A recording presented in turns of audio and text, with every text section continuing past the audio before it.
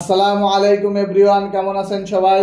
আজকে আপনাদের আরেকটি গুরুত্বপূর্ণ বিষয় জানাবো, যেটি আপনারা অনেকে জানতে চাচ্ছেন যে ভাইয়া BOSL এর মাধ্যমে আমরা সিলেক্টেড হয়েছি এবং মেডিকেল করছি এবং BOSL এর মাধ্যমে যে BOSL এর যে ফি আছে আমরা সেই ফিটাও জমা দিয়েছি।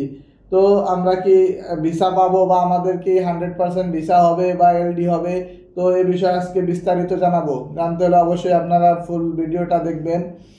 তো আপনি BOSL এর মাধ্যমে সিলেক্ট হয়েছেন এবং টাকা জমা দিয়েছেন। এটা হচ্ছে কর্মী বাছাইয়ের একটা প্রক্রিয়া। বাংলাদেশ থেকে বর্তমানে সরাসরি কর্মী আনা যাচ্ছে না। সরকার একটি নিয়ম চালু করছে যে নিয়মের মাধ্যমে BOSL এর মাধ্যমে সাধারণ মানুষজন আবেদন করতে পারবে, তার থেকে কোম্পানি তাদের পছন্দ মতো কর্মী নিয়োগ দেবে। তো এটা হচ্ছে একটি শুধুমাত্র নিয়োগের যে বাছাই প্রক্রিয়া। তো আপনি প্রাথমিকভাবে আপনি সিলেক্টেড হয়েছেন, সিলেক্টেড হওয়ার পরে আপনার মেডিকেল হয়েছে এবং আপনি BOSL এর যে ফি আছে ফি জমা দিয়েছেন। তার মানে ওই কোম্পানি আপনাকে আনার জন্য পছন্দ করছে, চয়েস করছে। এখন ওই কাগজপত্র যখন কোম্পানির কাছে আসবে তখন ওই কাগজপত্র কোম্পানি এলডির জন্য এবং ভিসার জন্য আবেদন করবে। তো আপনার ওখান থেকে সিলেক্ট হলেই যে আপনার এলডি হবে এরকম কোনো নিশ্চয়তা নাই। এলডি হতে হলে অবশ্যই কোম্পানির যে সকল কাগজপত্র এদেশের লিভার ডিপার্টমেন্ট থেকে রিকোয়ারমেন্ট প্রয়োজন সমস্ত কাগজপত্র যদি থাকে তাহলে আপনার এলডি হবে।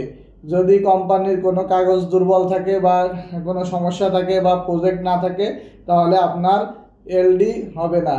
তো সেহেতু এক্ষেত্রে বলা যায় যে আপনি সিলেক্ট হলেই যে আপনি 100% ভিসা পাবেন এটা সঠিক নয়।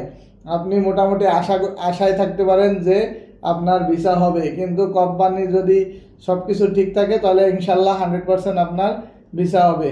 তো যারা BOSL এর মাধ্যমে সিলেক্ট হয়েছেন তারা হয়তো বা অনেকে ব্যস্ত হয়ে গেছে যে আমার হচ্ছে না কেন, আমি কি আমার এত দেরি হচ্ছে কেন, আর BOSL কেন আমাদের ভিসা দিচ্ছে না। আসলে এখানে BOSL এর কোনো হাত নাই, এখানে সম্পূর্ণ সব কিছু কোম্পানি হ্যান্ডেল করবে এবং কোম্পানি লিভার ডিপার্টমেন্টে যখন এলডির জন্য আবেদন করবে, এলডি যদি হয় তাহলে এলডি হলে আপনি মোটামুটি কনফার্ম 100% কনফার্ম যে আপনার ভিসা হবে।